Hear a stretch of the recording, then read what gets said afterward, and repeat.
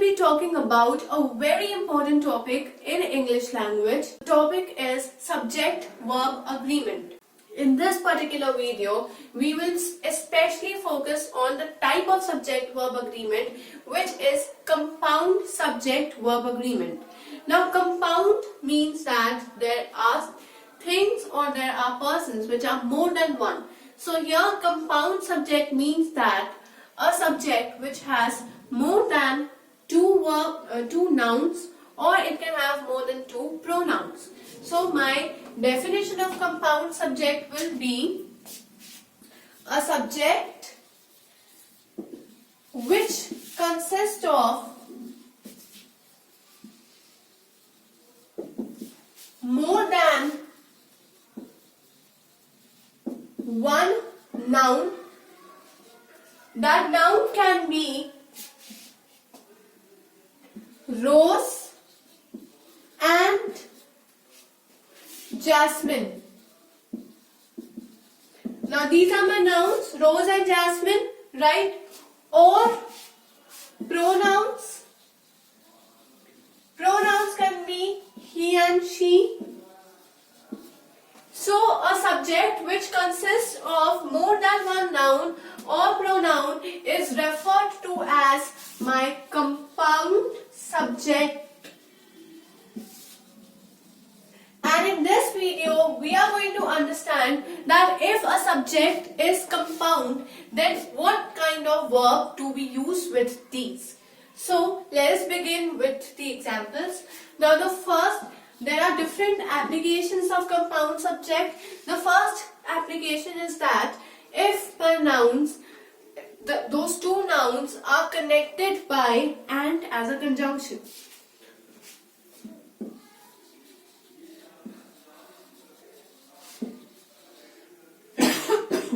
Excuse me. Two nouns connected by and. When my two nouns are connected by and, then I will be using a plural verb. If my two nouns are connected by and, I will be using a plural verb. Here, it can be best explained through the example. My example can be, same thing I can say over here, Rose and Jasmine are category of flowers. Rose and Jasmine are category of flowers, or I can say examples of flowers. Okay? Rose and Jasmine are example of flowers. Then another example can be Jane and Austin are best friends. Because I have connected two nouns with and, I will be using a plural verb over here. Here, Jane and Austin becomes the subject of my sentence. I will just not say that Jane is the subject and Austin is not. Both of these are the subject of my sentence, and because here the subject is compounded, I consider my subject to be compounded, then I will say that corresponding to a compound subject, I will be using a plural verb. Again over here, Rose and Jasmine is my subject and they are the examples of compound subject. So I will be using are with them because are is my plural verb. So this is the first application of compound subject. Now let us understand more applications of the same. So now coming to more applications of compound subject verb agreement. The second application is that when the two nouns refer to the same person or the same thing, then instead of using plural verb, we make use of singular verb. When do we make use of singular verb? When two nouns refer to the same person. When two nouns refer to the same person, person or same thing. When they refer to same person or they refer to same thing, then we make use of plural verb. In that case, we make use of plural verb instead of using singular verb. So let us understand this by implementing this rule in our example. So I will say the poet and painter has died. When I say the poet and painter has died, then these two nouns are referring to the same person. And then if they refer to the same person, then I say has died.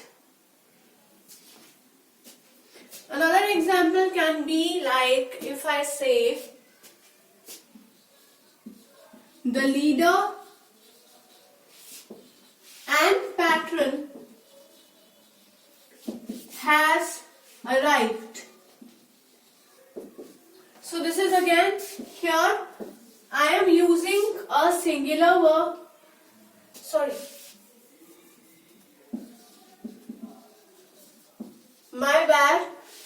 When two nouns are there and they are mentioning to the same person or thing, then because they are referring to the same person, that means only one person, and for that we will be using a singular verb.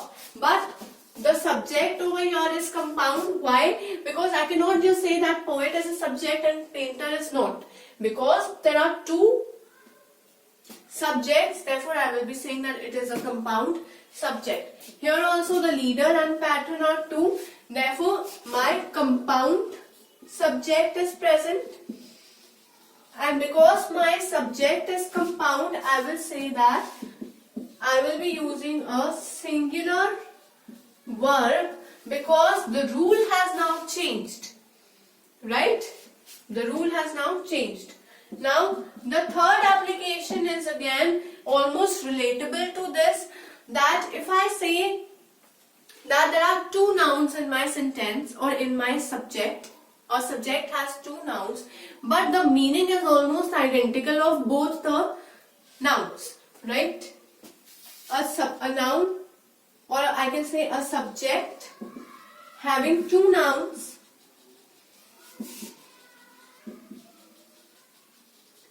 but for these two nouns the meaning is identical.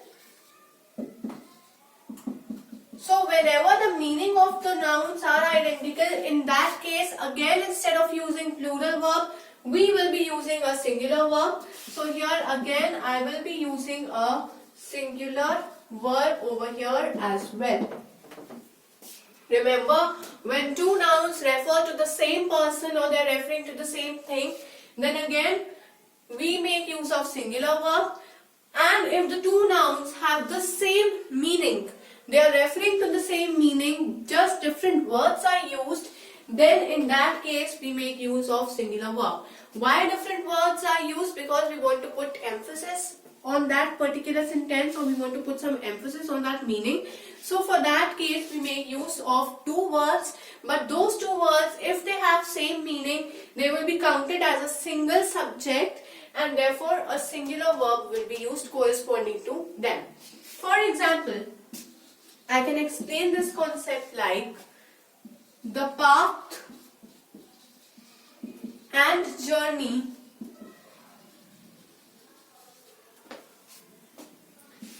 to this road is quite challenging.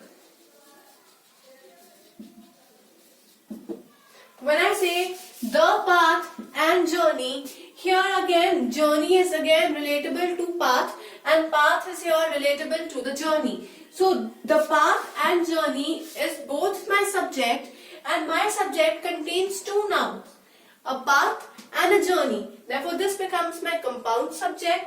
But when I say that these two have a similar meaning, then I will always make use of a singular verb over here. Now with words such as either or, neither nor, not only but also, it is not necessary that we have to use singular verb or plural verb for sure. Now, usage of plural verb or singular verb depends upon the formation of the sentence. Accordingly, we will make use of plural or singular verb. Generally, the rule is that like we are making use of two persons, right? For either and or, again we are making use of two persons, a former person and a latter person. The general rule is that for the latter person, if it is singular person, then we will make use of singular verb, and if a latter person is plural, then we will make use of plural verb.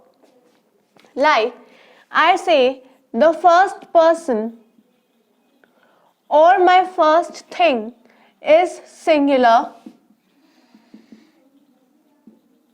and then my second person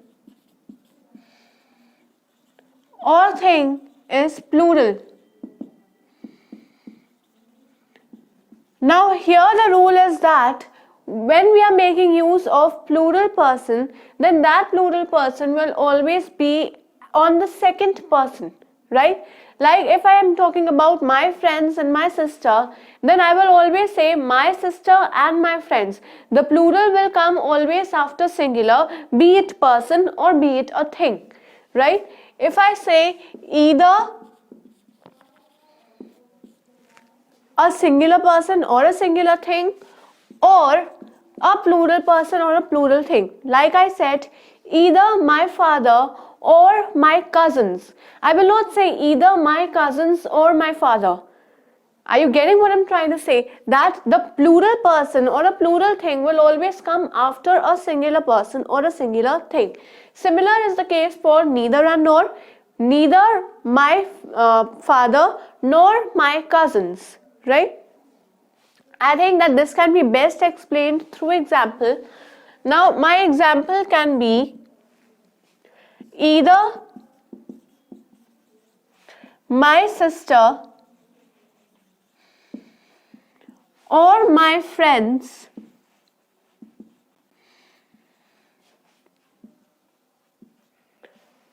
are going out with me. Now remember that here I am making use of a plural verb. This plural verb is not for both my sister and my friends. I am using this plural verb only for the friends, right? Remember that the usage of plural verb will only depend upon the latter. The latter over here is not the first person but the second person. The first person is considered to be former and the second person is considered to be latter. Here my latter is friends, and friends over here is plural. This is my plural subject, and for plural subject I am making use of plural verb. So here I am using are just for friends and not for sister. So another application of compound subject is that whenever two nouns are joined with words such as beside, as well as, along with, together with, including, these words whenever they join two nouns, in that case we will always use verb according to the noun which is first used, right? Two nouns. Now suppose there are two words, the first word and the second word. For the first word we make use of the word former, and for the second we make use of the word latter. So whenever I make use of words such as former, then I am referring to the person or the thing who is talked about first, and if I am using the word latter, in that case I am talking about the word or person who's being talked about after the first person. Okay. So here the fifth application is that when two nouns are joined by words such as well as, besides, including, with, together with. It can also be along with. So when such type of words are used for joining two nouns, in that case the verb depends upon the former noun. Former noun over here means that the noun which we are using in the first place. In the first place means that two nouns, noun 1 and noun 2. According to this noun 1, we will have our verb. For example, I say, Sheena, along with her friends, has gone to Shimla. When I say Sheena along with her friends has gone to Shimla, here I am referring to Sheena. Why? Because the verb depends upon the former noun. This is noun 1, this is noun 2. Noun 1 is considered to be the former one. Therefore, here it's just a singular noun. Here I am having my singular subject. For this singular subject, I am using a singular verb. For singular subject, we make use of singular verb. For plural subject, we make use of plural verb. Now, another thing, my friends as well as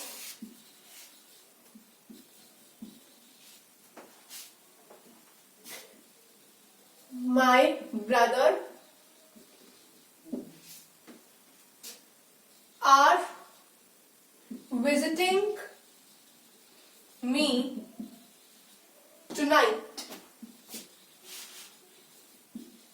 When I say my friends as well as my brother, here brother is singular, but my friends is plural. My friends over here is the former noun. For this, I am making use of a plural verb. Why? Because my friends over here is plural, therefore I will be using my plural verb. So these were all the applications of compound subject-verb agreement. Each application has been explained in detail with examples. So keep on practicing subject-verb agreement exercises in order to understand these concepts in a better manner. That's all for now.